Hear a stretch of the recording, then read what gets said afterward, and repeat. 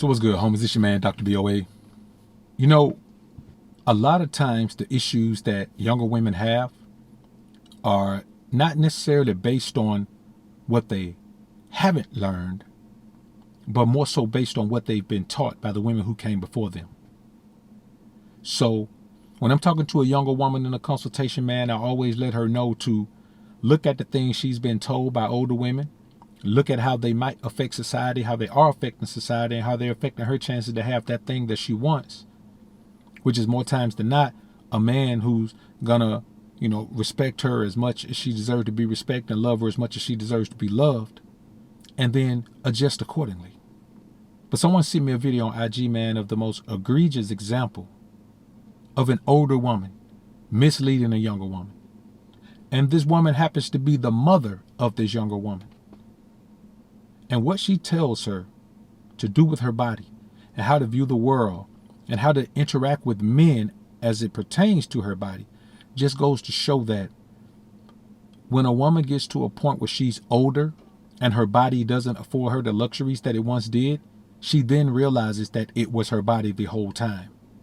But instead of telling a younger woman, protect your body, preserve your body, make sure that, when you meet the man who deserves it, that you have something to give him that you haven't given anyone before. Instead, she tells her, make every man pay for it, because it's not free. Let's take a deep dive on this one. But first, let's elevate to a higher plane. Prepare for takeoff.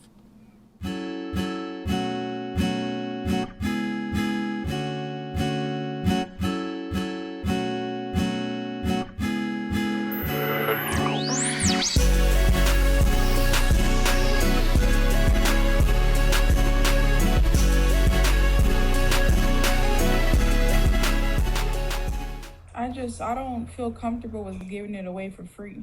You should give it away for free. You ain't catering it for free. You ain't raising it for free. This thing costs.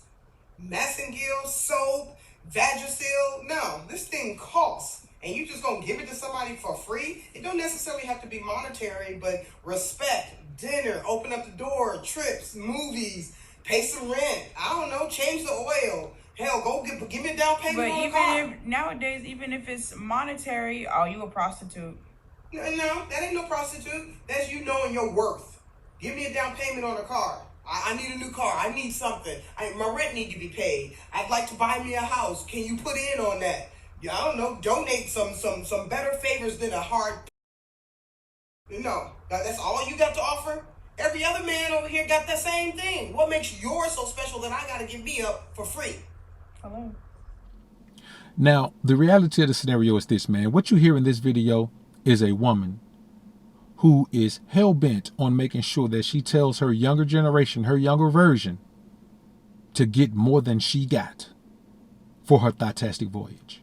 Instead of telling her not to go on a Thoughtastic voyage, she instead tells her, go on a Thoughtastic voyage, but make sure that you charge premium price for the ride. Now, here's the problem. She equates a woman's body to being worth more than a man's body, even though the majority of the time when there's physical intimacy, the man is expected to put in all the work to make sure the woman is pleased. So not only is she saying that pleasing her isn't enough, she's saying that whatever you bring intimately is not enough. You need to pay her as well. Now, when you look at this older woman, obviously she has no husband. Why? Because of this mindset. And this younger woman is headed down the exact path that she takes this advice. See, here's what women have to understand. As a man who has attained a level of success, regardless of how you obtain that success, whether you did it with an education and a career, a job, however you did it, if you did it as a content creator, if you did it as a quote unquote YouTuber, however you amassed your fortune and became a financially successful man, you have to understand that women don't expect you to have different expectations. Women don't respect the fact that you have different expectations. She believes that you're just a simp with money. Why? Because there are many men who get to that level of fame, notoriety, and financial success where they end up still treating women as if they are the prize. See, when you're a man who doesn't value yourself as a man, when you get money, you value the money. But when it comes time to show the world your value, The only way you know how to do it is with money. That's the difference between a man who's filthy rich and you can't tell it, and a man who's just well off and he tries to look like he's filthy rich. That's why athletes go broke. That's why entertainers go broke. That's why team owners never go broke. That's why record label heads never go broke. Yes, the portion of the money made is more, but once you make millions, you made millions. You should never be broke again whenever you've made millions of dollars. And here's the bottom line. Women believe that a man should pay for their company, for their time, for their presence, and most definitely for their intimacy. Here's the problem. That's fine, but you have to understand that that doesn't make you wifey material. That doesn't make you anything more than a legal call girl or an illegal call girl getting paid under the table. You have to understand, man, that a woman is going to do what she's been taught. Whether she's seen it work or not, she's going to believe that woman who's telling her to take the easy way out. And trust me when I tell you, the majority of women you meet are going to prefer to take the easy way out. The majority of women you meet out here are willing to make an arrangement with you where you break bread with them and they break fun with you. And that's just how it is. You got to go far and wide to find a woman who is not willing to do that. An attractive woman that you're attracted to. Yes, you can find some women who you're not attracted to who are willing to do that. But what's the purpose? What's the purpose of being a successful man and not having a woman who's willing to go along with your program and at the same time you're attracted to the woman? What's the purpose of having a woman you're not attracted to anyway? Because the first purpose of a woman is for physical intimacy. That's her first purpose for creation, mating. Her next purpose, help meet. You don't have to settle for one or the other. As a man, you can just bide your time, keep growing, keep grinding, keep building your kingdom. And then when you come across that woman, then she fits into your life, you fit her right in.